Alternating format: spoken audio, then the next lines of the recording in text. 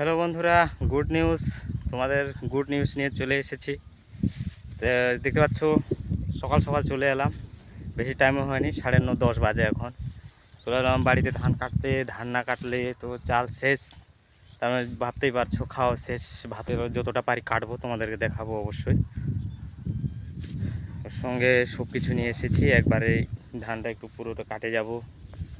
যা বাজে 2-2:30টার দিকে বাড়ি চলে যাব। ধানটা কেটে তোমরা লাস্ট পর্যন্ত অবশ্যই ভিডিওটা দেখবে। ভালো লাগলে লাইক, শেয়ার, কমেন্ট আর সাবস্ক্রাইব অবশ্যই করবে। তো বন্ধুরা, আমি চালু করি ধান কাটার জন্য।